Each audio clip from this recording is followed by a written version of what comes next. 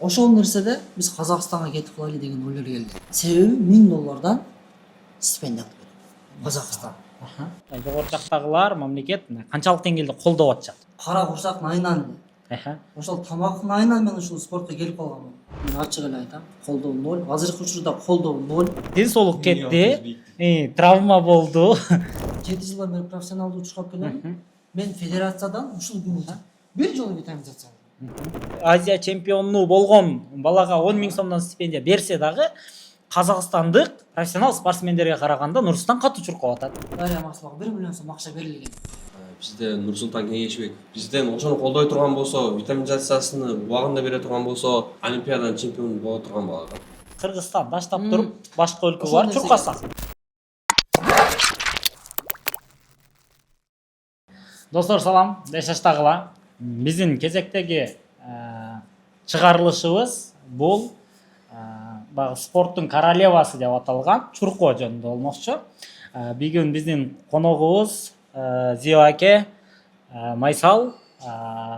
Азыр кыскача бул чыгарылышта негизи чуркоо деген эмне, Кыргызстанда чуркоо кандай өнүгүп атат, азыркы Кыргызстандагы чуркоо жааттагы жаңылыктар жөнүндө сүйлөшөбүз.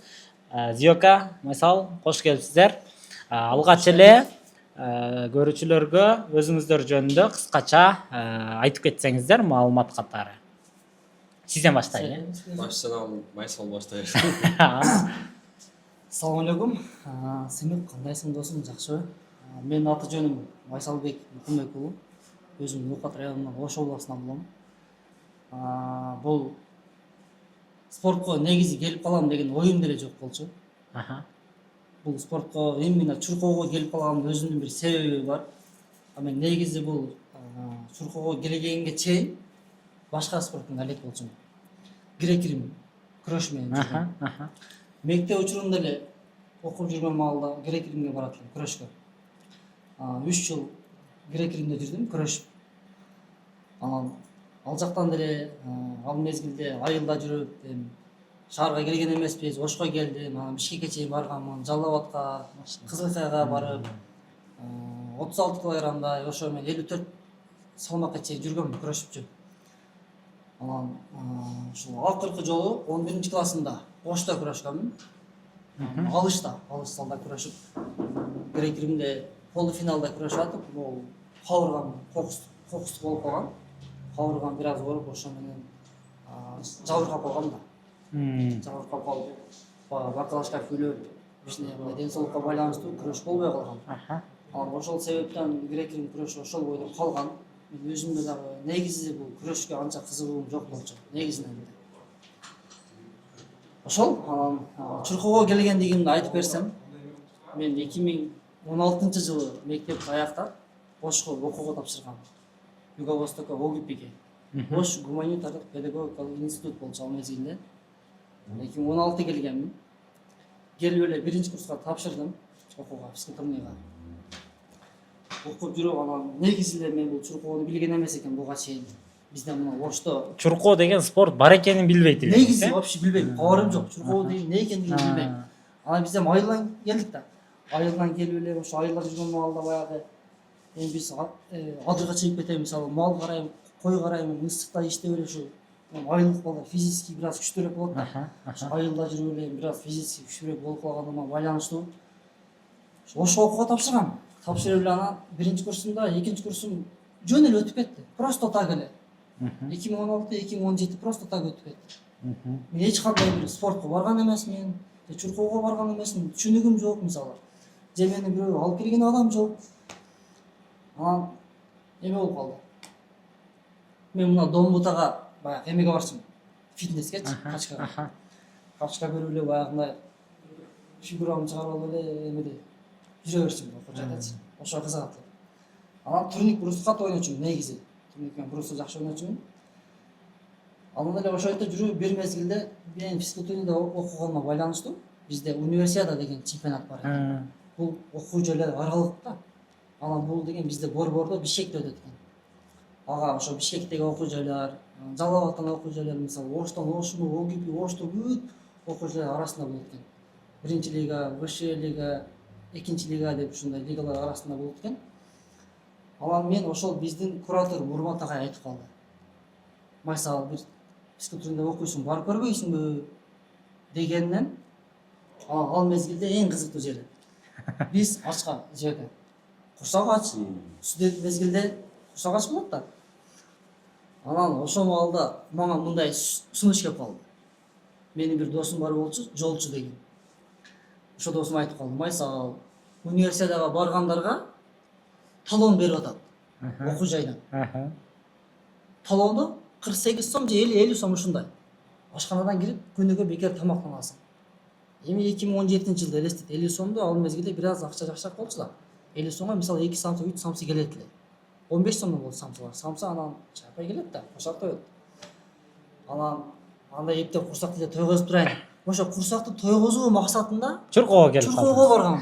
Демек, Ооба. Чуркоо эмне экенин да билбеген Жок. Майсал жөн гана мындай кара курсактын айынан Чуркоо деген спортко барып калды, э?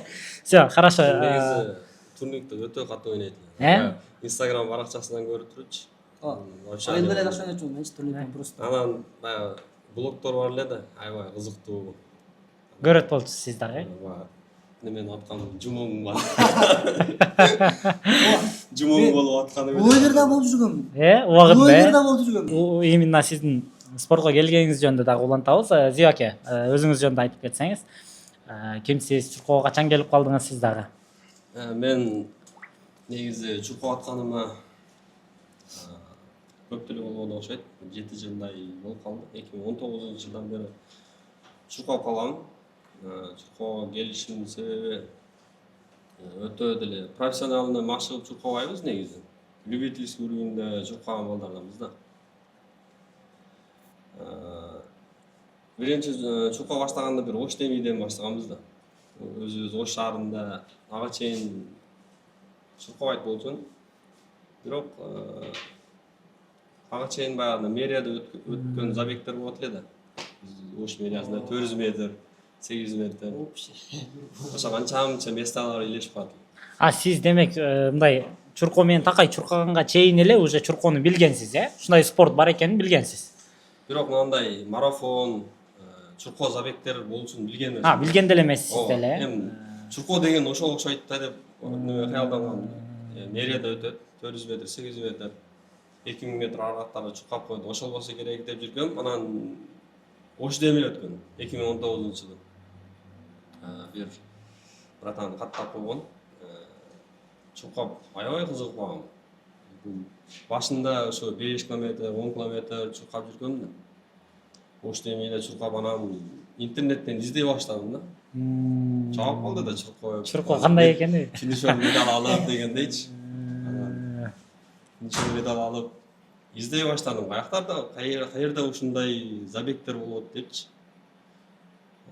Анан көп жерде болот экен да, негизи Бишкекте жыл сайын өтүп турат экен. 2-3 жыл өтөт экен Бишкекте. Анан биринчи забегим издеп немени тапкам. Самарканд марафонун тапкам. Сразу эле, Ошо чет өлкөгө чыгып. 2019-жылы сразу издеп туруп, анан ону каяктан тапкам? Ошо забег учурунда бирөө местага илешкен бир жөгүлүк неме болуп кеткен, объявлять этип кеткен. Биз жакка деле өткүлө депчи, Самарканд марафону өтөт деп. Анан интернеттен издеп ушу Самарканд марафонун тауып, катталып өзүм. Анан анчалык түшүнбөйм неме. Марафон, анан сразу 2 километрге эле аттагам.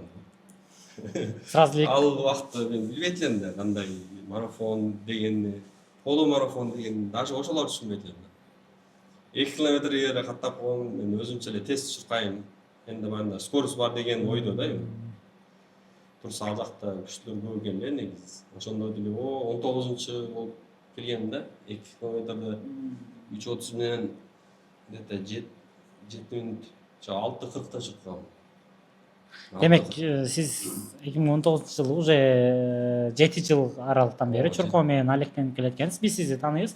Мындай да достор, биз Зия акени мындай чемпион деп коебуз да, Ош шаарынын любительдер арасында чемпиону. Канча жылдан бери эч кимди любительдердин арасында. Ош боюнча. Анан Майсал, биринчи Чуркоого келип калдың. Биринчи старт кандай болду? сен өзүң мисалы биз билебиз да сен Кыргыз Республикасынын сборныйында бар чуркоо боюнча профессионалдык спортсмен. Өзүң ойлодуң беле ушундай мен Анча кеңештерди ушудан алып турат, Ии. аябай жакшы укту бар булар эле. профессиональный бегун болуп калам деп ойлодуң беле өзүң? Же тамак жейм деп эле? Менде негизи мындай ой жок болчу. Даже мындай ой менин оюма да келбечү.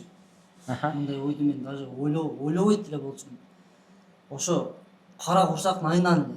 Аха. Ошол тамактын айынан мен ушул спортко келип калганмын. Ушул спортко чуркоого. Биринчи менин чуркаган жерим ошол бир 15 күн 20 күн алдын мына Ошко стадионго келип даярданат элек. Сүйүнбаев стадионуна даярданып, анан Бишкекке кеткем универсиадага.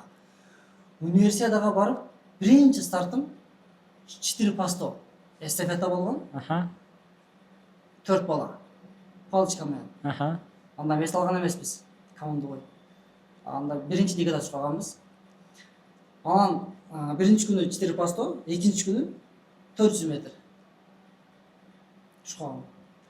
400 метрде мен ошондо эсимде. Минута 0-2. 1 минута 02 секунд. 400 метрде Ошондо 1 мен, минут. ооба, мен ошондо биринчи болуп келгенмин. Ошол результат менен.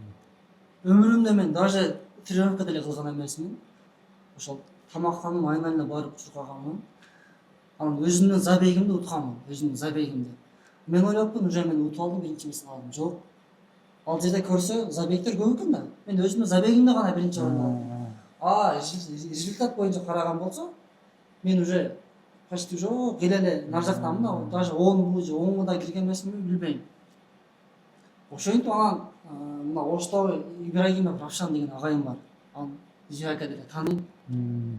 Мына өзүмдүн экинчи атам десем жаңылышпайм. Мен атамдай эле болуп калгам. Жакшы адам. Ошо агайым өтө жакшы агай. Ушул агайым мени ушул спорттун алып калганга. Мен ушул мени спортту алып калган агайым себепчи болуп калгам. Себеби мага айтканда, Майсал, сенде данлыгың бар экен. Сен эч кандай даярдыгы жок эле чуркап атасың. Эгер даярдансаң, сенден аябай сонун результат чыгат. Результат чыгат. Бирок менде кызыгуу жок болчу. Ана хорошо деп жүрдүм. Тренировкага деле бир күн барам, бир күн барбайм. Жүрүп анан бизде көрсө Оштун ачык чемпионаты болот экен. Күзүндө, мартта, жайында. Ачык чемпионаты и жабык чемпионаты. Анан мен биринчи жолу ошол апрелде эмеге барып университетке. Андан кийин уже даярданып 4-5 ай даярданганмын. Даярданып жүрүп мен биринчи стартым 2019-жылы Ошто болгон. 800 метрге чуркаганмын. Ошондо мен бир жылдызым жанып кеткен. Ал мезгилде мен билбептирмин, мына Ошто көптөн бери машыгып жүргөн балдар бар экен. Ал жерде эң лидер, эң күчтүүсү мен өзүмдүн эле спорттун биринчи тапкан досум өзүгөнөн болот, Жусуп Сулайман уулу деп аны баарыбыз эле тааныйбыз. Ооба, тааныйбыз. Спорттон мен эң биринчи тапкан досум, жакын досум ошол болот. Ал мезгилде мен аны тааныбайт болчумун. Эми мен бир аз даярданганмын. 800 метрге чуркап Жусупту утуп алдым. Жусупту утуп алдым 800 метрден. 2:04 результат менен. 2:04. Бул деген Ошто жакшы результат экен да. Мен аны ал мезгилде результат Билген эмессиң. Результатын деле билбейт болчумун. Анан баары эле Майсал чемпион болуп жылдызым жанып кетти. Анан кийин ошондон кийин мага агайым да кызыгып калды. Өзүмдүн дагы спортко болгон кызыгуум, мындай күндөн күнгө кызыгуум ашып, ушул спортто калып кеттим. Ушул жоопко улай эле экөөңүздөргө тең суроо да. Дай. Чуркап баштадыңыздар, тренировка кылып атасыздар. Биринчи жеңиш кандай болду эле? Биринчи жеңиштин даамы. Жөн эле чуркап эмес ба, орун алган күн. Эстейсиңерби? Сиз Зияка. Мен биринчи жеңиш местага илешкен экенмин, бирок албай эле кете бердим да. Билген эмессизби? Кандай болду эле? Мерияда өткөн забегде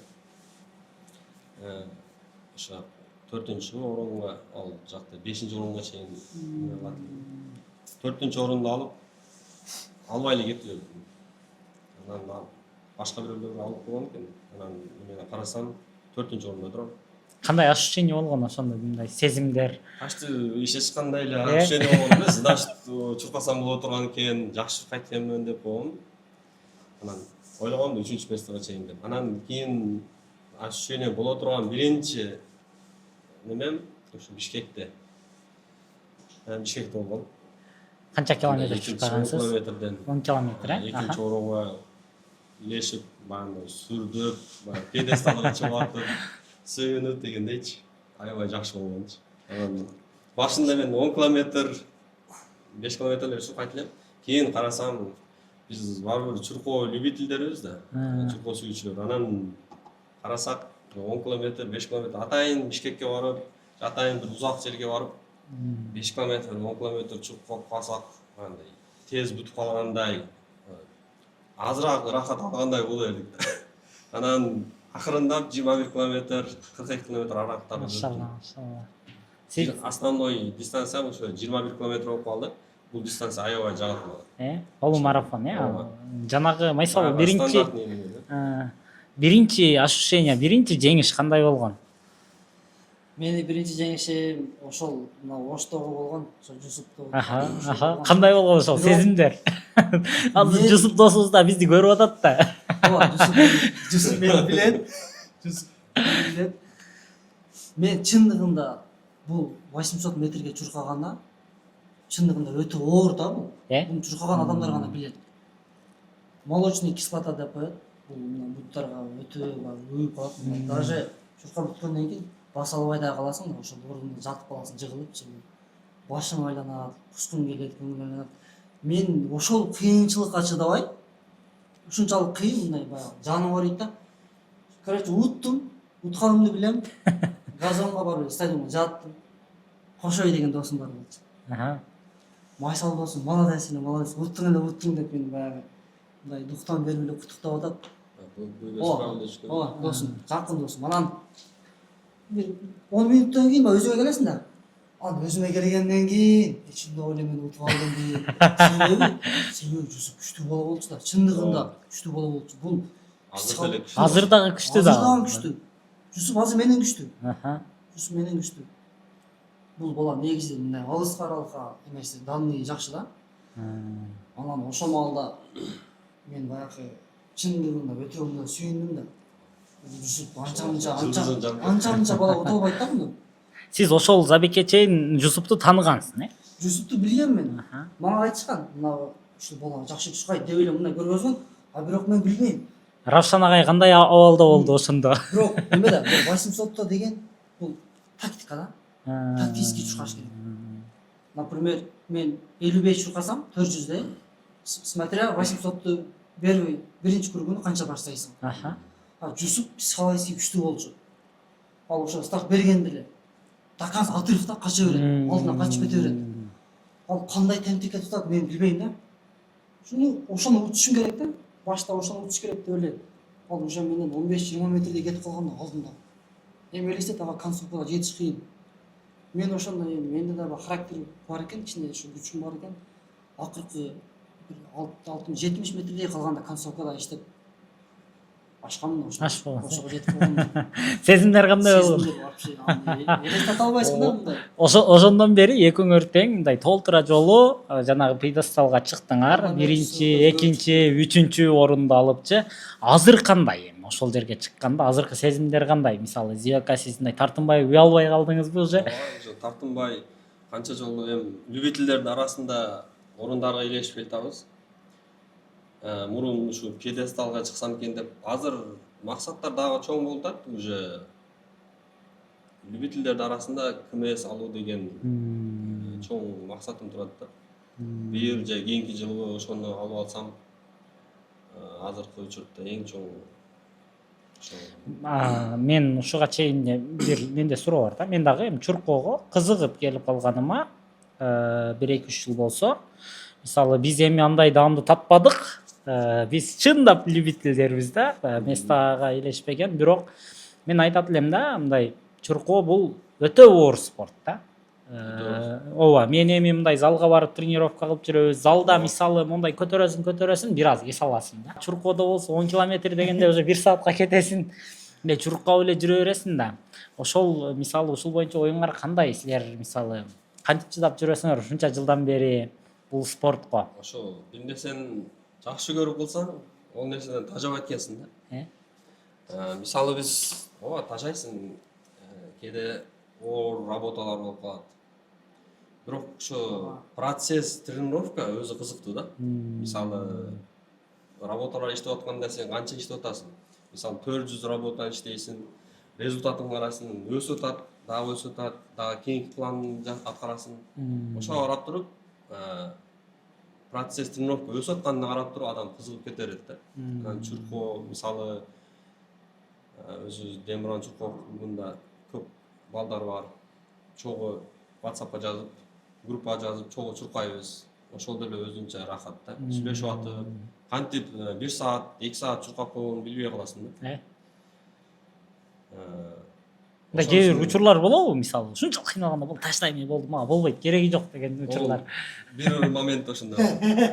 Баягы Забекте Бишкекте чуркап атканда ушу 10 километр, 21 километр аралыктарда чуркайсың го. Ошонун где-то бир 5-6 километр. Соревнованиядабы? Ушундай сезим соревнование. Менде болот. Неге чуркай койдун деп? 5-6 километрлерде ошондой сезип атат. Эмне чуркап атам, өзүмдү кыйнап депчи.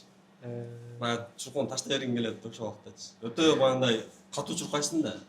Ушул спортко аралашып баштаганыңардан бери, мисалы, сиздики 7-8 жыл уже болуп кетти. Ошол учурларда болгонбу мындай аралыктар, кээ бир таштап койгон учурлар болгонбу? Спорту болду, мен чуркабайын деп туруп таштап койгон учурлар. Негизи спорту таштаганбы? Ооба. Чуркоону таштап койгон. Соревнованияда чуркап атып. Жок, негизи эле чуркоону болду, мен таштадым деп туруп койгон учурлар болгонбу сиздерде? Мисалы, мен 365 күн чуркагандан кийин болду дедим да, таштап койдум. Азыр 20 килограммды кошуп алып, мисалычы вес өсүп, чуркоону баштай албай жүрөм. Өзүңө кылган. Сиздерде ошондой учур болгонбу? Ооба. Менде андай болгон эмес. Болгон эмес. Аярда жок эле 40 километр чуркап. Мындай жашоо ошо алып келет, бирок мен ал нерсени эми кылбайм да. Бир дагы болгон эмес, сиздерде. Сизде дагы болгон эмеспи? Азыр сиз сону суроо айттыңыз. Чуркоодо даярдык кандай маанилүү? Ушундай бир соревнованияларда, жарыштарда мындай даярдануу канчалык маанилүү? Сөзсүз даярданыш керек да. Ооба. Даярдануу деген мисалы бул негизи эле чуркоодо 36 вид спорту бар. Негизи бир сөз менен айтканда, кээ бир адамдардын түшүнүгү бул чуркоо десе эле келип алып чуркай берет деген түшүнүк бар. Ал келип эле мисалы Зүйөкө келдиби, сен келдиңби же башка бирөө келдиби? Ал келип эле анын максаты чуркаш керек эмес. Ал неге чуркаш керек? Неге чуркаш керек? Өзүгө суроо берет и ошонун жообун алат. 36 вид спорту бар дегенин себеби, мисалы мына эсепте, бул мектептегилерден баштап эсептегенде, мисалы мына чоң окуу жайларда 60 метр, 100 метр нормативдер болот. А мектептегилерде 30 метрден башталат норматив. Буну көпчүлүк агайлар билбейт. Мен мисалы мына өзүм деле окуп жүрсөм, анча-мынча агай билбейт, менден сурашат. Анча-мынча агайлар мисалы өзүң өтүп кой, же өзүң карап кой. Себеби алар билбейт. Ушул нерсени билиш керек. 36 вид спорту бар. Мисалы мен 400 метр, 800 метр, 1,5 километр, 3 дистанцияга даярдансам, еще 33 дистанция бош турабы, 36 вид спорту бар. Мисалы Зүйөкө алыска чуркайт. 3 километрден нары деп коеюн, 3 километр, 5, 10 полмарафона. Марафонго деле даярдык көрсө, бул максимум 5 дистанцияны гана жабылат. Максимум. А бул жерде дистанциялар көп. Эми кара, айтып атасың, ар бир даярдык кандай болуш керек деп атасың. Ар бир даярдык дистанцияга жараша болот. Например, мен 400 метрге даярданган болсом, это считается уже скоростной дистанция. Башынан баштап до конца скоростной дистанция 400 метр. Ага мисалы, например, башында жай баштап туруп концовканы кош деген жери жок. Башында 100% дагы чык деген жери жок. Ошо өзүңдүн мисалы 400 метрдин даярдыгы бул вообще башка кетет. 800 вообще башка. Ар бир дистанциянын даярдыгы өзүнчө башкача кетет. Ошого мисалы экөөбүз чогуу машыксак, сен менен мен экөөбүз чогуу машыккан болсок, мен кылган нерсени сен кылбашың керек. Түшүндүңбү? А сен кылганды мен кылбашым керек. Түшүндүңбү? Демек, ар бир дистанцияга өзүнүн мындай машыгуусу бар. Өзүнө даярдыгы болот. Муну эмнеге мен суроо бердим? Мисалы, мен күнүнө челленджде 3 километр, 5 километр чуркап жүрүп эле, анан эле чык кетирип эле болгондо да ысык көлдөн 42 километр чуркай калдым да. Туура эмес. ден соолук Эң кетти, алтыз бийиктик. травма болду. Анан чуркоого болгон каалоо мындай резко жоголду да. Самасы бар. Самасы бар. Ошондон кийин мага не кереги бар, эмнеге чуркадым деген Ошо ой эмне менен барсаң ошо. характер менен эптеп бүдүрдүм. Бирок андан кийин баягы чуркоого болгон сүйүү жоголуп кетти да. Ошондой мага окшоп мисалы жаңы чуркап аткандарга кандай кеңеш берет элеңер? Жаңы чуркоого жаңы келди. Мисалы биздин Демирамда деле бар да. Мындай марафон чуркайын деп жүргөндөр. Ошолорго Зиока кандай кеңеш берет элеңиз? Негизи андай жаңы чуркап баштагандарды көрөбүз. Биз деле көп деле болуп атат, бирок 6-7 жыл болуп калды. Жаңы чуркап жөнөкөй эле баягы мээреде өткөзөт го. Мээреде өткөзгөндө биз эми 6-7 жылдан бери чуркап жүрүп калганбыз да, кандай темпти кармаш керек. Эми ошол жерде деле көрөсүң да, жаңы чуркап баштагандарды башында катуу берип алат да. Мисалы 1-километрде ошондорго чейин болгон күчүнү берет дагы, анан ошол жерде тынчыйт. Анан акырын чыгып туруп анан ошош эле баягы тренировка опыттын өзүнүн орду бар экен да. Мурда биз деле чуркап жүргөнбүз да башындачы. Өзүбүз каалаганча чуркап, опыт жок. Анан тренер Гүлшанай Сатарова менен машыгып көп опыт алдым. Ал профессионал бар, профессионал экен. Аябай көп эмелерди үйрөттү. Кантип чуркаш керек, кандай темпти кармаш керек. Негизи ушул чуркоодо тренердин мындай ролу канчалык маанилүү? Ушул боюнча да жооп берип кетсеңиз. Тренердин бул жерде тренер эң маанилүү да. Тренериң жок, сен кимсиң? Мисалы. Тренер жок, сен кимсиң? Эч ким эмессиң. Сенде мисалы тренер жок. Хорошо мейли, тренер жок деп коеюн. Сен мисалы даярданып атасың. Эртең результат чыкпай калды. Же сен ойлогондой результат болбой калды. Кимден сурайсың? Вот, көрүп тренер бул эң важный нерсе. Тренерсиз сен эч кимсиң? Тренер болуш керек сөзсүз. Мисалы тренериң менен иштеп атасың. Кайсыл жерде ашышпай кетип атат. Сен кандай чуркап атасың? Техникаң кандай кетип атат? Сенин бүт ашышпаңды тренер көзү менен карап турат. Себеби ала бул жолдон басып өткөндө билет кайсы темпти кармаш керек экенин билет дагы. Сен ошибкаларыңды көрүп туруп, процесс тренировкаң кандай кетип атат, ошонун негизинде сага план жазып берет. Ошол текшерип турат. Анан дагы эме бул тренер мисалы сага туура багыт берет да. Бул тренер сага туура багыт гана берет. Мисалы майсал деп мисалы мага айтышы мүмкүн да. Ичпе, чекпе. Мына мен деп мага туура жолду көргөзөт. Ал эми ал жолдо мен кетишим ал мен өзүмдүн. Демек, тренер айтканды, устат айтканды сөзсүз түрдө угуп аткарыш керек, Жыйынтык чыгыш үчүн ошол нерсени кылыш керек. Мисалы сен аткардым деп туруп тренерди алдап коюшуң мүмкүн. Ооба. Аткардым деп. Алдап коесуң. Бирок эртең соревнованияда результат чыкпай калса, тренер ойлонуп калат дагы. Токто, мен ошибка кылып койдумбу? Бул бала жакшы эле го деп тренер өзүнүн дагы виноват сезип калышы мүмкүн. Ошондой эле. Мисалы күчтүү агайлар бар да, күчтүү тренерлер бар. Спортсмен күчтүү болбой калышы мүмкүн. Спортсмен психологически слабый болуп калышы мүмкүн. Же түнү көчөгө чыгып кетиши мүмкүн. Же ичип кетиши, чегип кетиши мүмкүн. Же болбосо кыздарга кетип калышы мүмкүн ушундай да. Анан бүт тренердин мээнетин актабай калат да. Анан эртең тренер ойлонуп туруп, же менден тренерлик чыкпайбы деген өзүнө кыжалатчылык келип калышы мүмкүн. Ошол себептен мисалы бул мен спортсмендерге өзүмдөн дагы жашоодо бул нерсе азыркы учурда деле болуп атат. Буга чейин дагы болуп келген. Ошол туура жолдо жүрүш керек. Кудайдан суранышыбыз керек, намаз окушубуз керек, мисалы Кудайдан суранып, мисалы аракет кылышыбыз керек. Тренердин айтканын кылып, мисалы кечинде эрте жатыш керек, убагында тамактаныш керек. Демек, ар бир спортсмен өзү үчүн эле эмес, керек болсо ошол устат үчүн да жоопкерчиликти алыш керек, Кудум ушундай көбү менде деле болот эле да. Ойлоп карасам, тренер план жазып берет эле магачы.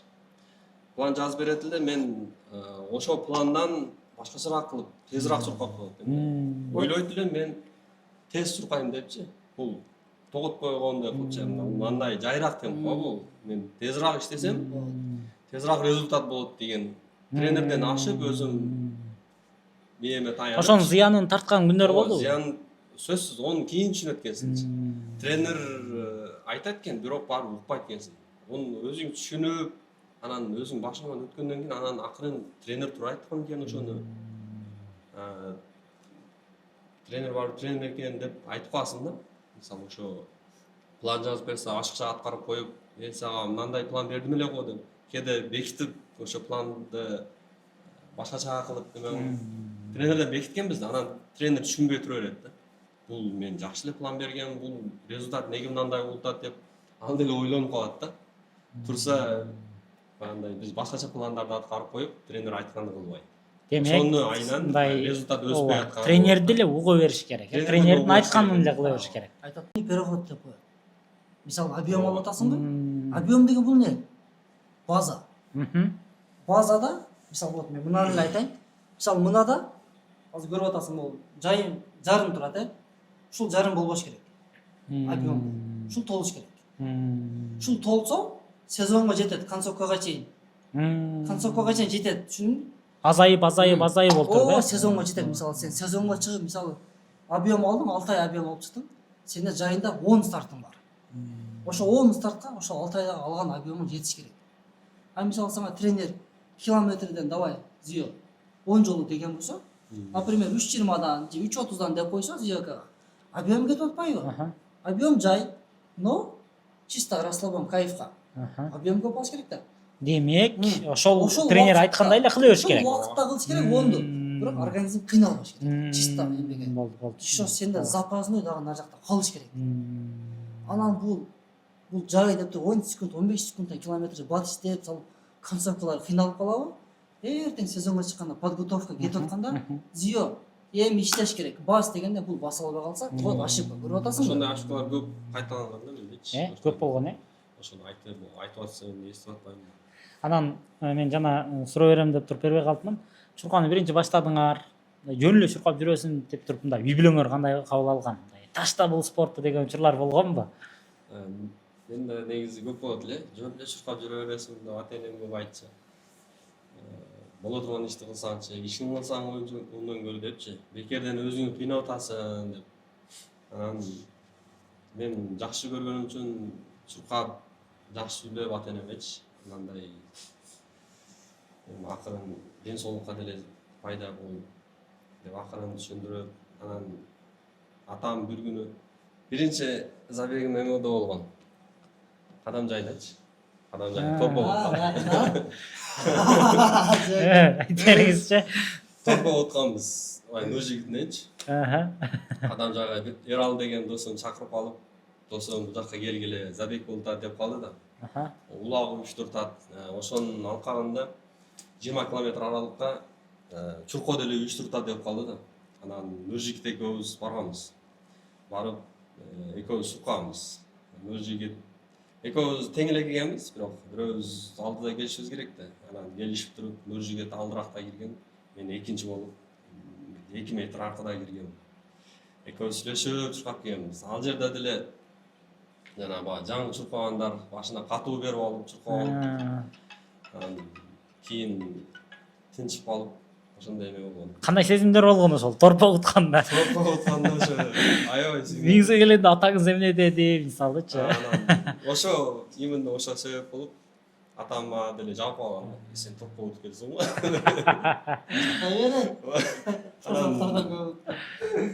Майсал добро берип кое турган болду. Чуркаган чыкканда унчукпай. Майсал сен үй бүлөң кандай ошо торпокту атайын сатпай коюп койдум да. Бир жыл сатпай койдум. Көрсүн да, Көрсөчү. Чуркоого чыгып кетип атканда ошо торподу көрүп туруп, балам уткан деп, болуп жүрсүн деп. Менде мындай болгон. Мен үй бүлөм негизи каршы болгон эмес. Каршы дагы болбойт. Бизде баягы үйдө мындай да. Азыр мен мисалы кандай болсом, мен атам дагы, апам дагы ушундай. Биздин баягы үй бүлөбүз өтө мындай эме да. Тамашакай үй бүлө биздин үй бүлөчү. Баягы дасторконда отурсак деле, мисалы мен сен менен сүйлөшүп аткандай эле апам менен сүйлөшөм, мисалы атам менен сүйлөшөм, биздин үй бүлө ушундай да. Баягы кандай сөз сүйлөсөм, туура кабыл алам. анан мени атам деле эч мындай балам кой ушу чуркаганыңдын жөнүнө кой же иште деген нерсе андай тема вообще болгон эмес. Мени апам өтө жакшы көрөт. Менин апамчы. Постоянно мисалы Оштон баягы Оштун чемпионатында көп өткөнмүн, Оштончу. Приз алат болчумун. Чайник, андай казан, бычак, бүт баягы кухняга керектүү буюмдар да, үйгө керектүү буюмдар. Анан мэриядан көп утат элем билесиз го. Мэриядан баягы немеде жалап атканбыз го. жалап атам. 50 литр бензин утуп алган. Машалла. 50 литр бензин утам. Аны атама бергенмин. Атама берем деп. Атама сатам десем. Албай койдубу? Ошо аны алып баргам, анан үйдөгүлөр апам постоянно молодец дейт. Колдоп, эки бетинен өп, медаль алып барып апам ойнойт дейт биринчи элечи. Апам сүйүнүп анан ушул медальдарын кийин барып чоң медаль болсо экен деп баягы ушундай мени колдойт эле. Ушундай бир спортто, ушундай бир жакының, мындай мисалы атеңиң, бир тууган жубайың, бир туугандарыңдын колдоосу канчалык маанилүү? Силерге мындай дух береби ошолор? Кимдир бирөө чуркаганда, мисалы, кимдир бирөөнүн аялы колдоп айтат, кимдир бирөөнүн атасы жөн кой деп баягы кылгандар бар го. Бул негизи спортто результат чыгарыш үчүн бул колдоо канчалык маанилүү деп ойлойсуз? Негизи спорту деле, үй бүлөнү деле бир алып кеткен жакшы да. Сен чуркап атып, тренировкага берилип кетип, үй бүлөңдү таштап койсоң ал деле туура эмес негизи. Үй бүлөң биринчи орунга коесуң албетте. Үй бүлөңгө балдарыңы бар жогун камсыз кылып коюп, анан бизде негизи любительдерде анчалык важный эмес болгон үчүн биринчи орунга үй бүлө ошолорду коюп, анан чуркайбыз. Негизи ошондой жакшы деп ойлойм. Экөө тең алып кеткен жакшы. Достор менен, үй бүлө менен, спорт бар жогун жашоодо негизи тең алып кеткен жакшы да.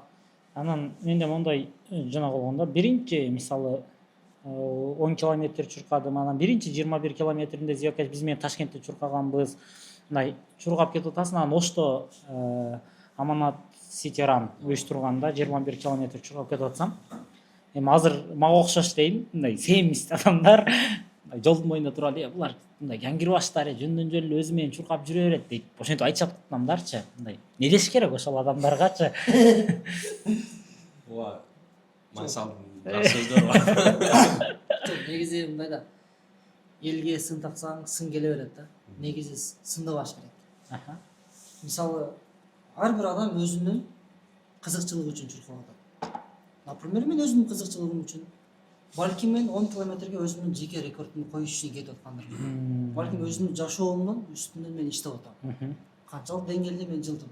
Ар бир спортсмен өзү үчүн маанилүү да бул нерсе. Анан адамдар четтен карап сындап, же бул жөн эле чуркап атабы, бул семиз экен, чуркабай эле койбойбу, бул арык экен, бул неге келди, чыгып эле кетпейби? Балким ого ал инсанга ошол атмосфера жагып аткандыр. Балким кээ бир адамдар ошол атмосфераны көрүп чуркагандан кийин спортко балким кызыгуусу ошол жерден пайда болуп кететтир, туурабы? Буну ким билет? Балким ал спортко келбесе ичип кететтир, же чегип кететтир. Ошол спорт мисалы көпчүлүк инсандарга себепчи болуп калат да. Анан бир ошол атмосфераны көрүп, мындай анын өзүнүн бир баягы сүйүнүчү бир башкача да. Анан финишке келдиң, мисалы финиш орун баягы кыздар мисалы сага медаль такты. Бул деле бир мындай жагымдуу нерсе да. Ар бир инсанга мындай жагат. Анан ошол нерсени кайра баягы инсан кайра каалагысы келет мисалы. Ошол себептен башка бир спортторго кайра бараттыр, же бир ошо чуркоонун башка бир жагына барып кайра жазылаттыр. Ушинтип бул адамды короче сындабаш керек негизи. Если сага жакпай жатабы, андан чыкпай эле кой. Демек, кээ бир жаңы баштаган, мындай чуркоону жаңы баштаган адамдар, эгерде сизге үй бүлөңүз каршы болуп атса, же жакындарыңыз, досторуңуз каршы болуп атса, алардын мындай көңүл бөлбөстөн эле өзүңүз каалаганды кылып чуркай бериш керек, Анан менде азыр мындай суроо бар да. Зио аке любительдер арасында чемпион. Майсал профессионалдар арасында чемпион. Ушул любитель менен профессионалдын айырмасы эмнеде? Ушул боюнча дагы сүйлөйлү. Себеби толтур адамдар любитель кийим, профессионал кийим экенин билбей калышы мүмкүн да. Ошол боюнча бир аз. Сиз айта бересизби? Любительдерди? Профессионал жөнүндө айтып берип кой. Профессионал жөнүндө. Негизи канчалык профессионалдар бул негизи ар бир адам өзүнө максат коюп иштейт. Профессионал чуркайм дегендер мисалы бул биринчиден эле бул профессионалдуу болуш үчүн жөн эле мисалы Оштун бир чемпионатын утуп койдум, мен профессионалмын деген түшүнүк эмес да. Мисалы бул өзүнүн жеке результаттары бар. Мисалы бул биринчи разряд, экинчи разряд чуркап жүрүшөбү, значит булар считается любительдер. Биринчи, экинчи разряддар булар любительдер болуп эсептелинет. Аха. Профессиональный чуркагандар булар минимум КМСтен башталат. КМСтен башталыш керек. КМС. Демек чуркап жүрүп мен КМС алсам, демек мен өзүмдү мындай профессионалдуу спортсмен деп эсептесем болот, Себеби сен КМС чуркап атасың го?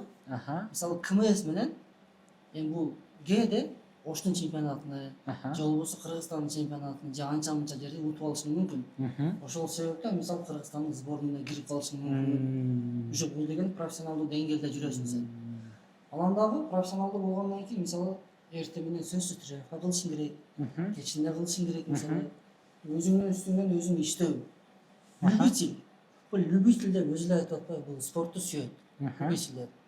Мисалы бул күнүгө машыгуу кылбаса деле, но спортко болгон кызыгуусу жакшы. Болгондугу үчүн ал келип спортко катышат. А профессионалда кандай? Сен мен спортты сүйөм катышам эмес. Сен болду уже ошол спортко кирдиң. Уже өмүрүңдү арнашың керек. Бул деген мисалы мен 1 жыл убактым кетти. Ошо 1 жылым ошол спортко арнадым. Бүт ден соолугум ошол спортко кетти. Вот эми кийинки жылга кайра өмүрүмдү арнайм. Профессионалдуу деңгээлде. Ошо өзүңдүн үстүнө ошибка иште, тренериң менен издеш, өзүң изилден аракет кыл, результатты алдыга жылдырыш керек. Ушул жоопко улай эле кээ бирөөлөр айтып атат го, чуркоо бул ден соолукка зыян депчи. Көп чуркаба, чуркагандан көрө бас, сен ошо чуркабашың керек, бутуң баягы майып болуп калат, тигитет, мынтет деген бир сөздөр бар го. Ошого кандай жооп берет элеңер? Жооп бере бересиз?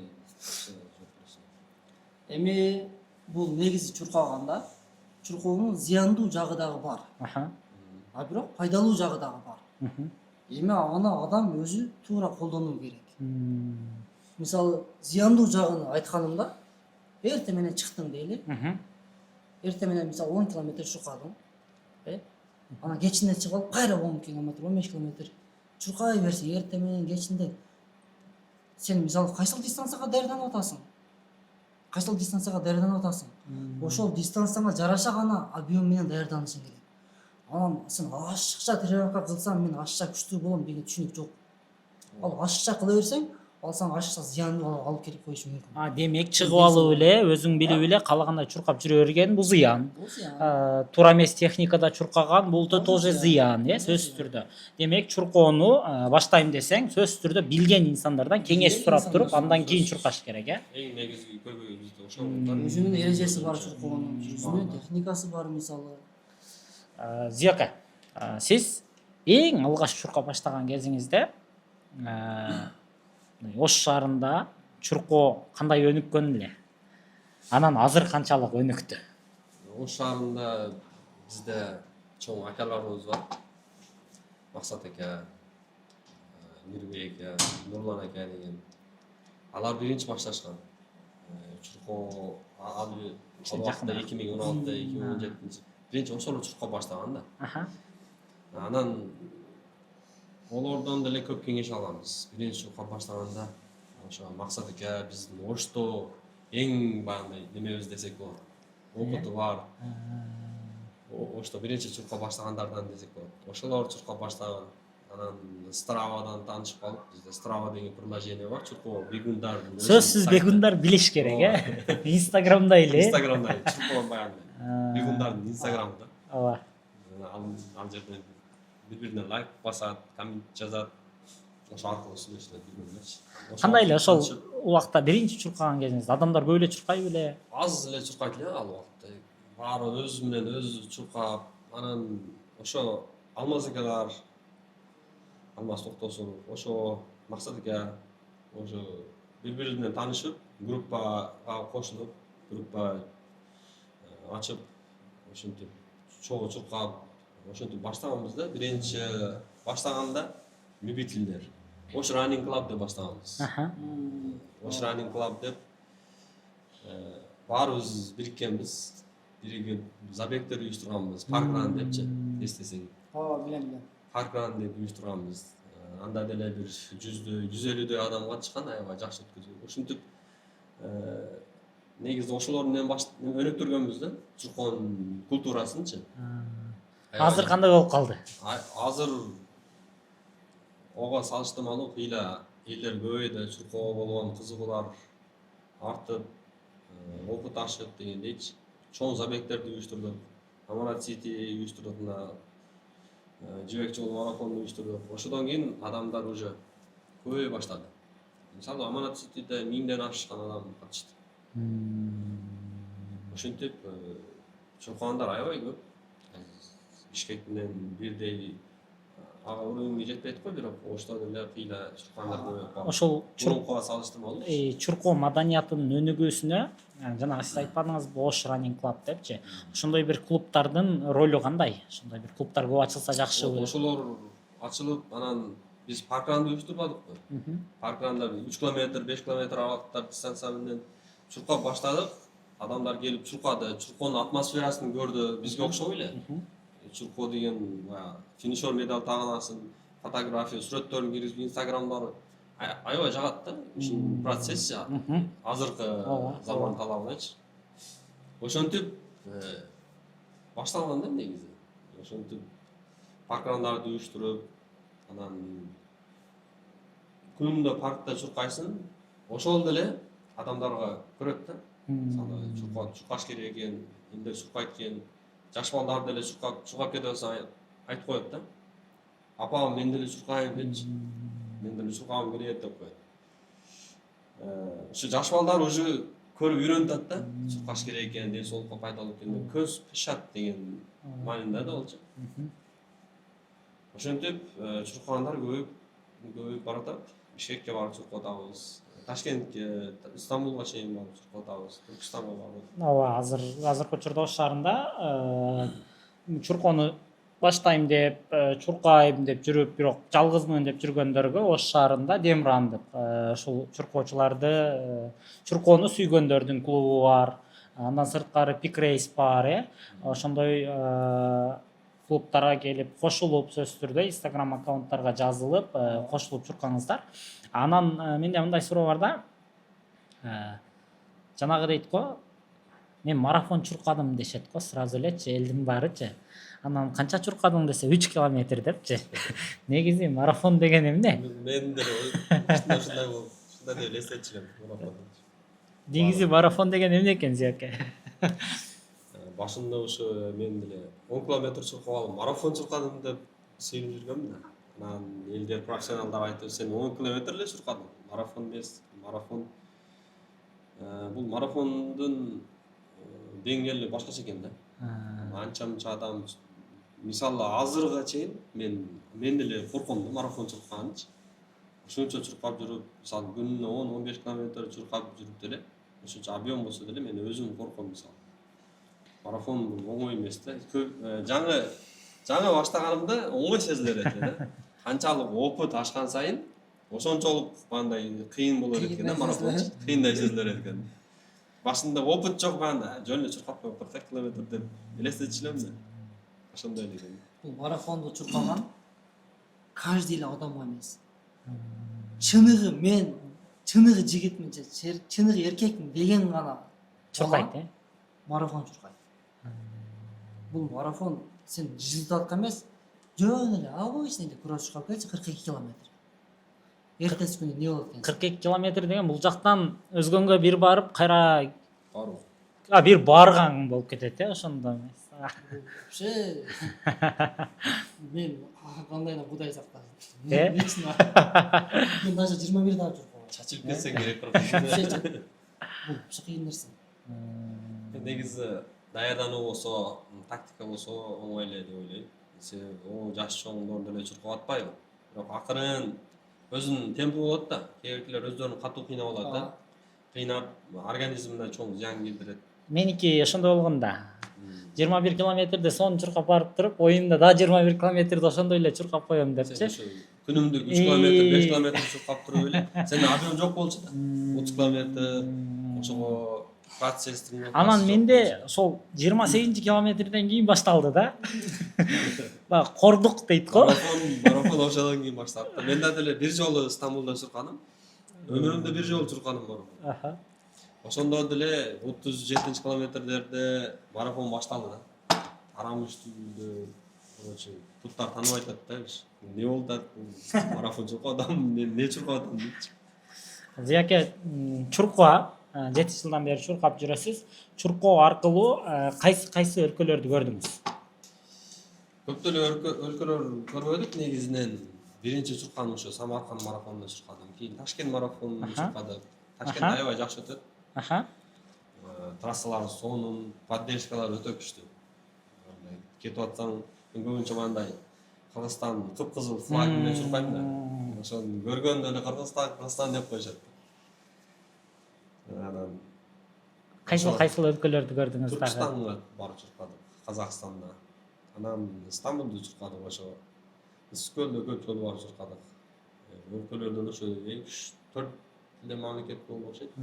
Ошол эле мамлекеттерге барып чуркап келдик. Майсал сенчи? Чуркоо аркылуу канча өлкөнү көрдүң?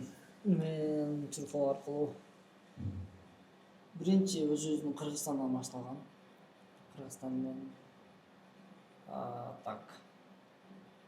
Мен Кыргызстанда Баткенде гана чуркабадым окшойт.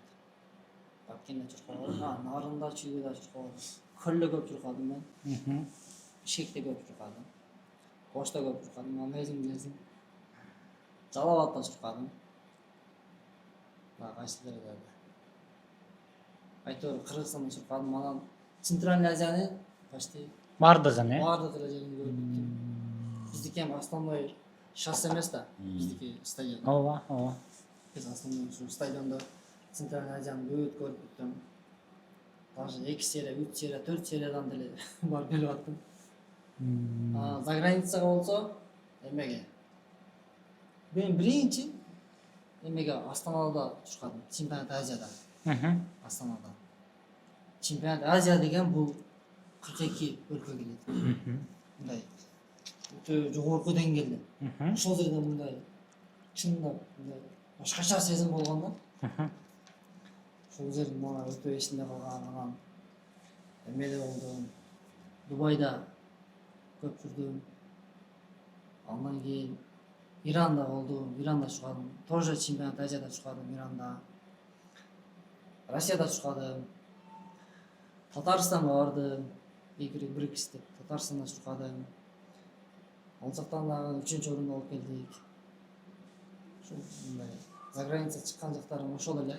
Демек, мындай чуркоо менен алектенип жүрүп, профессиональный спортсмен болсоң дагы же болбосо бир любитель болсоң дагы, бул башка бир өлкөлөрдү, башка бир маданиятту көрүүгө чоң мүмкүнчүлүк бар, э? Ушул чуркоо аркылуу. Любительский чуркоо, ошо чуркоонун негизи жакшы жактары ошо да. Сен эл көрөсүң, чуркайсың, чуркоодон деле рахат аласың. Анан ошол менен биргеликте жер көрөсүң. Адамдардын маданият мисалы башка жерге барып чуркап атпайбыз. Ошол мен чогуу чуркайсың, дос арттырасың, мисалы ар бир забегте 5-6дан забег достор арттырып келем да. Чогуу чуркайсың, бир темпти кармап алып, ошо таанышып калып, ошо аябай жакшы жактары көп. Менде мындай бир өтө кызык суроо бар да. Мен чуркоо менен алектенгенде ойлогом да. Бул эң арзан мындай спорт депчи. Чыгасың, бир кроссовкаңды кийип эле чуркап кете бересиң деп ойлогом. Оказалось, бул эң кымбат спорт экен да.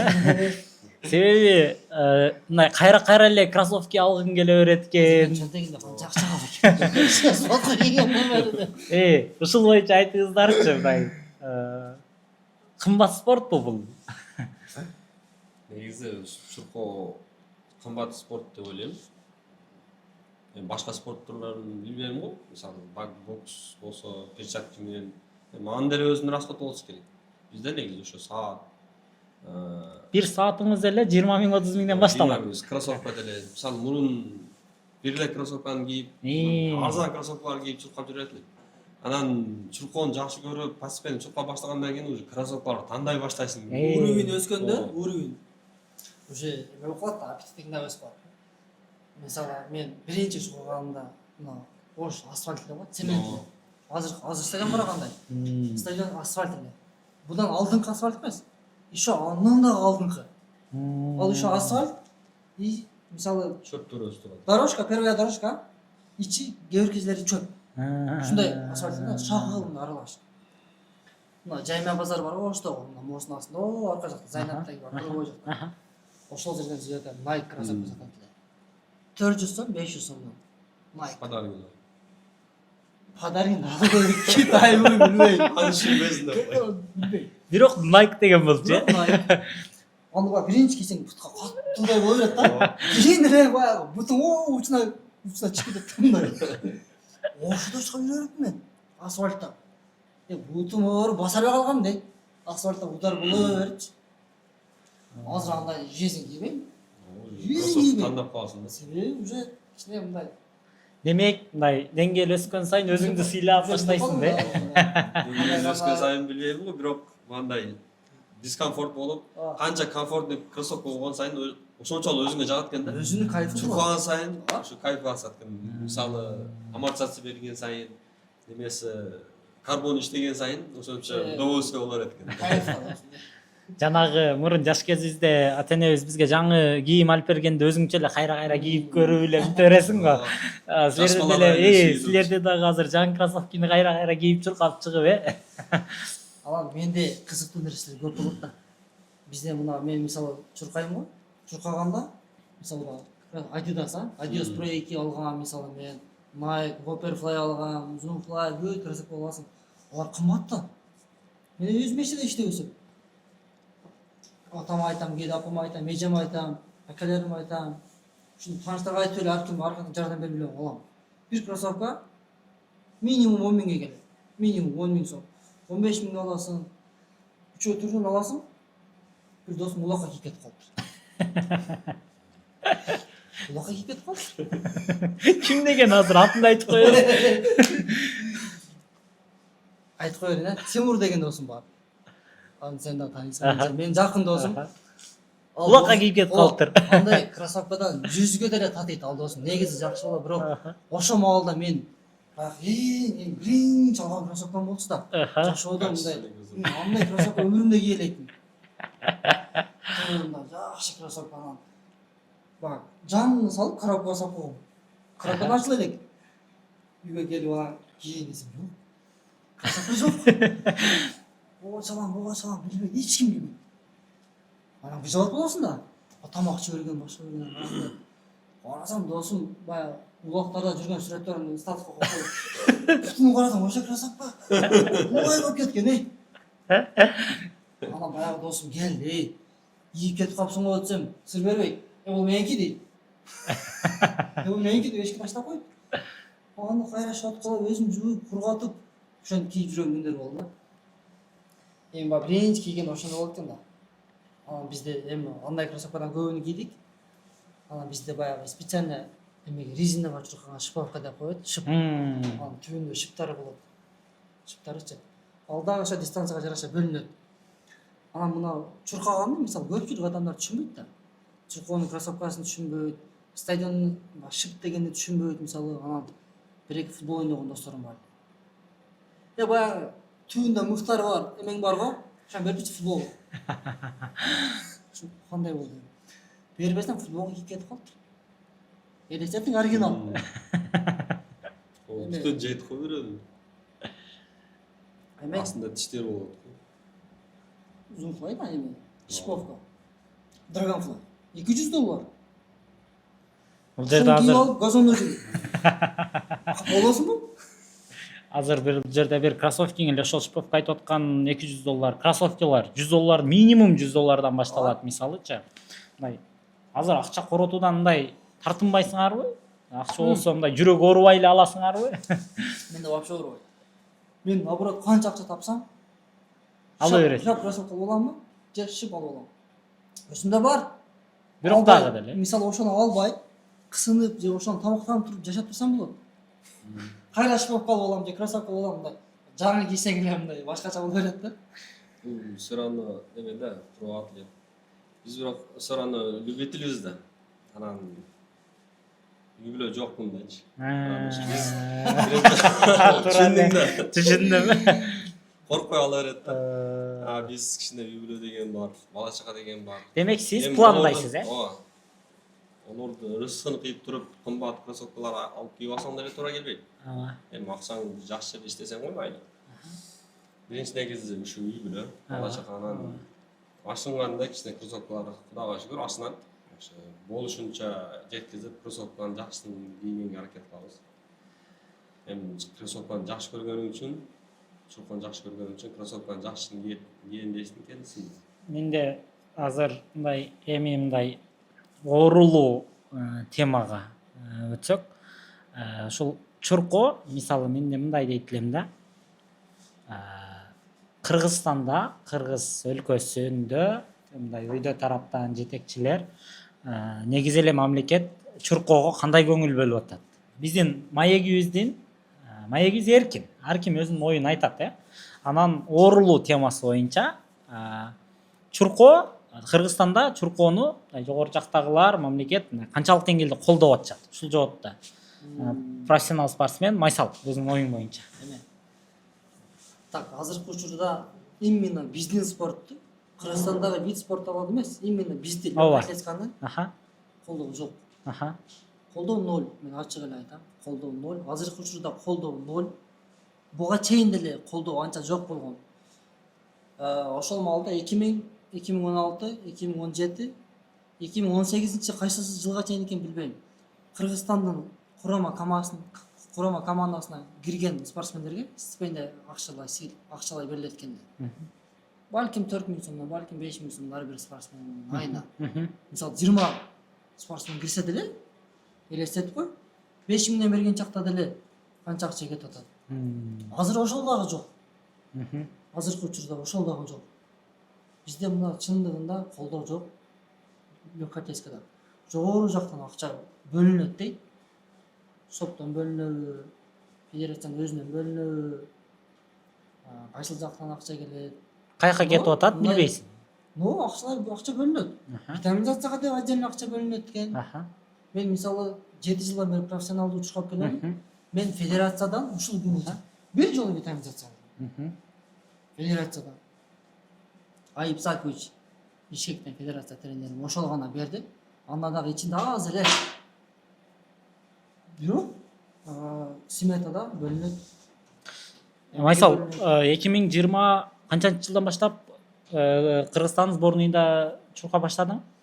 Так, мен 2018 спортту баштасам, мен 2021 жыл киргенмин. Кыргызстан сборныйына 2021 жылы кирдиң. 2,5 жыл дегенде киргенмин. Ошончо аралыктан бери Кыргызстандын атынан чуркап жүрөсүң, мисалы өзүң айттың, мындай Азия оюндарына чейин чыгып чуркап жүрөсүң. Чет өлкөдө канча жолу Кыргызстандын атынан чыктың. Кыргызстандан ушул жеке жогору жактагылардан, федерация спортадан акча алдыңбы ушул убакытка чейин?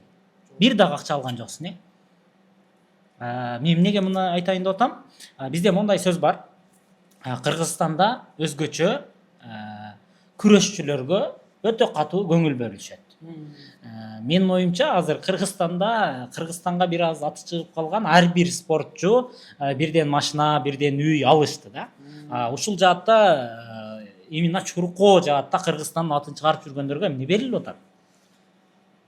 Так, бизде аялдар арасынан Дарья Маслова чуркаган, билесиз. Дарья Маслова бул чындыгында өтө күчтүү болчу. Мен ал мезгилде спортту жакшы түшүнбөйт болчумун. Ал мезгилде Дарья Маслованын результатын деле мындай, ушул күчтүү экен да эле деп койчумун. Бирок на самом деле ал кандай результат көргөзүп атат? Мен мындай билбечүмүн да, чындыгында результат деген нерсени жакшы түшүнбөчүмүн. Бирок ал азиатский игрыдан чемпион болуп келген. Дарья Маслова. Бул тарыхта болгон эмес. Кыргызстандын тарыхында болгон эмес. Аялдар арасында тарыхта болгон эмес. Ошого 1 миллион сом акча берилген. Азиатский игрыдан утуп келген. Ал чемпион болуп келген. Жөн эле призовой эмес, чемпион болуп келген Дарья Маслова. Вот ошол эле азиатский игрыдан мисалы башка вид спорту дагы, мисалы жөн эле күрөшпү, башкабы, мисалы ошолой келгенде аларга бирден машина, Мгм. квартира, ооба ооба ушундай сыйлыктар берилген. А бирок именно ушул чуркаган Дарья Масловага берилген эмес. кандай ойлойсуз анда именно чурко спорту жогору жактагылар мындай жөнөкөй эле спорт дегендей кабыл алып карап атышабы? коюшканбы же мындай сыйлагандык эмеспи бул же неуважениябы же кандай бул? Мисалы 1 миллион сом акча берилди. Дарья Масловага 1 миллион сом акча берилген. Аха. Анын деле тренерине процент 30% берген. Мхм. Эми считай 30% болгондо канча болот? 300 миң сом. 300 миң сомду тренерине берди. Эми өзүнө 700 миң сом акча калып атат. Неге жетет? Ал азиатский играга канча өмүрүн берди? Канча ден соолугу кетти? Канча даярдык, канча тамак аш, канча витаминизация кетти? Эчтеке берген жок, үй берген жок, машина берген жок. Ошодон бери андай күчтүү спортсмен жок. Аялдар арасында жок демек. Жок. Кеңешбек Ал жок. А бирок андан бери мисалы эми онун деңгээлинчалык жок, бирок Айнуска бар. Ооба. Калил кызы Ооба, Айнуска ооба. мисалы тааныбыз. Кыргызстандын атынан толтура жол чыгып жүрөт. Аябай күчтүү кыз. Ооба. Шынай саттары бар мисалы, Ооба. өзүбүздүн эле эжебиз. Ошанча өтө күчтүү мисалы Олимпиадага даярданам деп чыныгы жүрөгүнөн өмүрүн арнап аракет кылды, канча мисалы, канча тер төктү, канча мээнет кылды. Ошонун ичине баалап коюш керек да. Биздин деле кыздар күчтүү. Мен ушул жерде айтып кетем, ушул кыздарыбыз аябай күчтүү. Айнуска дагы өтө аябай күчтүү кыз. Бул менин спортко келгенге чейин келген. Азыркыга чейин до сих пор бул күчтүү кыз. Өзүмдүн карындашым. Ушул кыздарды мисалы колдосо, ана жигиттерден деле алып караганда мисалы буга чейин бизде мына юктан, мына оштон деле мындай күчтүү чуркай турган балдар чыккан эмес. Мына азыркы учурда мен чуркап атамын, Жусуп чуркап атат мисалы. Аркабыздан жаштар өсүп келип атат мына. Казыбеков Алмазагай дагы мисалы менин агайым, агай чуркаган, азиатский играда бар, Кореяда чуркаган мисалы, жакшы чуркаган мисалы агайдын балдары болгон. Сатыкжан уулу Шахзат мына эмет Ошкуда иштейт азыр. Бул деле жакшы результаттар көргөзүп кеткен. Мастерге жакын чуркап атат мисалы. Ушундай юктан мындай күчтүү спортсмендер чыккан да. И алардын деле эми өзүнүн убакыт сааты бар дейт, жашоо турмуш деген кээ бирде ташсаш керек болот, үй бүлөгө байланыштуу болот, мисалы ушундай нерсе. Вот эми азыркы учурда бирок данный моментте мына аркадан жаштар өсүп келип атат. Кичинекей 2005, 2006, 2007, 2008 мына кыздардан Мунара бар мисалы. Өзүмдүн карындашым, бир тууган карындашымдан көрөм, Мунара бар. Яна Шарипова, ал дагы менин карындашым. Рената мисалы, булар деле жакшы чуркагандар. Бүт мына ушул Алмазагайдын окуучулары бар, кыздары бар, балдары бар, эл сүйөр бар, мына келечеги бар балдар да мисалы. Ноокаттан балдар чыгып атат мисалы, мына Жунус агайдын балдары. Мен ошо бардыгыбыз ушу юктанбыз. Бардыгыбыз биримдикте мындай жакшы спортсмендер, күчтүү спортсмендер бар бизде. Эгерде Кыргызстанда чуркоону жогору жактагы мамлекет күрөштү колдогончолук деңгээлде колдосо, бизден дагы мындай Азияны жеңген спортчулар чыгабы? Кандай ойлойсуз аке? Мисал келтире турган болсок, бизде Нурсултан Кеңешбек Ооба. спортчу бар да. Ошо өтө күчтүү спортсмен. Бизден ошону колдой турган болсо, витаминизациясыны убагында бере турган болсо, колдой турган болсо, ол Олимпиаданын чемпиону боло турган бала да. Мына ошого көзүм жетет да. Себеби ал бул колдоо болбой ушунча результат кылат. Кыргызстан рекордун 2 жолу жаңылады. Ооба, туура эле. Ондой результат ошонун стипендиясы эч канча акча эмес экен да. Какой-то бир 10 миң сом, 15 миң сом стипендия. Ошондой стипендия. Ошого ичим күйөрөт да. Ошол эми Нурсултан Кеңешбековду баарыбыз тааныйбыз. Мындай чуркоого кызыккан адамдын баары азыр Нурсултандын көзөмөл карашат. Кызыгып, кантет экен, не кылат экен деп турупчу. Майсал, Нурсултан сен досуң? Жөнүндө мен так айтам. Ооба. Жанагы менде суроо бар. Зебак айтмакчы, Кыргызстандын 2 жолу рекордун жаңылады. СНГ боюнча Россия, Казакстанда керек болсо барып 1-орундарда алып келип атат. Ошол адамга, ошол балага мамлекет канчалык деңгээлде көңүл бөлдү ушуга чейин? Мына Нурсултан Кеңешбеков бул өзү негизи Ысык көлдөн болот. Чоктал деген айылдан болот бул. бул өзү чындыгында мындай ал инсан менен сүйлөшүп көрсөң ал өтө жакшы бала. Мындай баягы өзүнүн звезда кармап кетпейт. Спокойный мындай ак көңүл жакшы бала. Мен Нурсултан менен 1 жыл чогуу жашадым. Көлдө. Мен буга чейин Нурсултан менен телефондо сүйлөшчүмүн, бирок адамды баягы жашаганда билесиң дейт да. ооба. Мен экөөбүз чогуу жашадык, чогуу тренировка кылдык мисалы. Ал менден жаш кичине, бирок экөөбүз доспуз да. Жакын доспуз. Ушул спорт себеп болуп дос болуп калдык да. Кыргызстандын эң күчтүү профессионалдуу бийгөнү Нурсултан Кеңешбеков азыркы учурда. Аны баарыбыз билебиз. Ооба. Бирок ушул бала айына 10 000 сом стипендия алат. Андан башка эчтеке албайт. Башка эчтеке албайт. Эчтеке албайт. Буга чейин машина же болбосо квартира алганбы? Эчтеке албайт. Мына. Мисалы, тарыхта эркектер арасында, тарыхта болгон эмес. 2024-жылы Иранда чемпионат Азия болуп өттү, зимний. Ооба. Ошол жерде Азиянын чемпиондору, летний Азиянын чемпиондору, Индиядан келген күчтүү балдар бар болчу. Япондор бар болчу, Кытайлар бар болчу. Бүт мына Бахрейндер өтө мындай күчтүү конкуренттердин арасынан Нурсултан 1500 метрден жана 3000 метрден двукратный чемпион Азия болуп келди. Мына саңа тарых. Ооба. Бул эркектер арасында мындай тарых болгон эмес. Кудай билет дагы качан мындай болот. Бирок мамлекет көңүл бөлгөн жок. Ошол. Көңүл бөлгөнү жок. Жөн гана биз аэропорттон келдик. Ошондо Айнускадагы чемпион болгон. Айнускадагы чемпион болгон. Чемпион эмес, призой болуп келди. Чемпион Азияда. Ошондо биз келгенбиз, биз аэропорттон тосулган. Жөн гана эле. Обычный эле бир гүл менен болду. Федерациянын президенти даже келген эмес. Азиянын чемпиону болуп келген адамга федерация Президенти келген эмес. бирок федерация спорта Ысык көлдүн өзүнүн чоптол айылынын ушунчалык баягы Нурсултандын ата энесинде тууган ургу мен жакшы билбей калдым. Ушу көлдөн баягы өзүнүн жакындары келип Нурсултанга чапан кийгизип, сары май жедирип мындай жакшы деңгээлде тосуп алышты колунан келишинче. Бирок полигон мындай көңүл кичине ооруп калат экен, себеби федерациядан келди. Андрей Викторович бар, жакшы тренер. Тренерлер келди, дагы башка тренерлер да келди. Бирок федерациянын президенти келбеди да. Бул тарыхта болгон эмес, келбеди. Майсал, менде мындай суроо да. Кыргызстан сборныйында аябай толтура күчтүү балдар бар. Алардын арасында эле ошол Нурсултан, мисалы Жусуп, эртең жакында мисалы Азиядан чуркайм деп атат, аракет кылып жүрүшөт да. Мындай ой келет беле? Мисалы, балким эгерде Кыргызстан бизди колдобосо, Кыргызстан бизге акча бөлбөсө, бир чет өлкөгө барып, ал ошол жааттын флагын көтөрүп алып туруп, желегин желбиретип чуркасам деген ушундай ойлор келеби беле келечи? Бизге андай ой келген. Мен менен Нурсултан экөөбүз. Сунуштар дагы болгонбу? Нурсултан экөөбүзгө ушундай ой келген. Самат Казакбаев деген дагы бала бар. Ооба. Танисаң? Самат да күчтүү. Ооба, күчтүү. Самат да мындай өтө мындай характердүү бала, күчтүү бала. Бизге ушундай мнениялар көп келчү. Себеби бизде колдоо жок да. Анан мисалы биз колдоо жок же биз результат кылбай жатабызбы деген суроону өзүбүзгө берсек, мисалы биз ошо бизге канчалык деңгээлде колдоо болуп атат. Биз ошодон дагы жакшыраак результат кылып атабыз. Мисалы мен юктан 1.54 чуркадым. 800дөн. Эч ким чуркаган эмес. Юкта рекорд жараткан.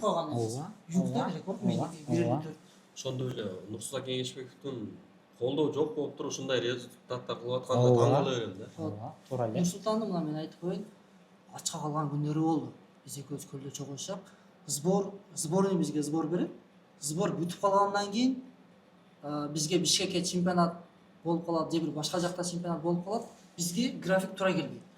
Биз чемпионатка кетели десек, Бишкекке барып ал жакта 5-6 күн жашап турушубуз керек болот. Ага бизде каражат жок. Анан акклиматизация деген нерсе бар. Көл бейиктикте. 5-6 күн алдын Бишкекке түшүп алсак, андан дальше да нар жака кетсек, уже ал баягы кээ бир адамдарга туура келет, кээ биркилерге туура келбей калат. Демек финансы жаатта 2 күн алдын же 3 күн алдын түшүш керек. Көлдөнчү ушундай сыяктуу да. Ошого биз кээде өзүбүздүн жаныбыздан акча табып же бирөөдөн карыз алып деле көлдө квартира сымат этип жашаган күнүбүз болду. Ачка калып, мисалы витаминизация жок. Ошол учурларда Нурсултандын жанында жүрүп алып туруп, мисалы ойлор келе беле ошол. Баягы эле айтып аткан суроого жооп бербедиң. Кыргызстан таштап туруп, башка өлкөгө барып чуркасак депчи. Ошол нерседе биз Казакстанга кетип калайлы деген ойлор келди. Аха. Казакстанга. Ооба. Себеби $1000 стипендия алып берет Казакстан. Аха. Анан мен ойлодум, биз кыргызбыз, биз патриотпуз да. Эртең барсак Казакстандын гражданын алсак, Ооба. биз казак болуп калабыз. Ооба. Ого намыс чыдабады биринчиден. Нурсултан деле кетпейм деди. Ушу Кыргызстанда 10.000 сом стипендия береби, канча стипендия берет? Кыргызстандын атынан чыган.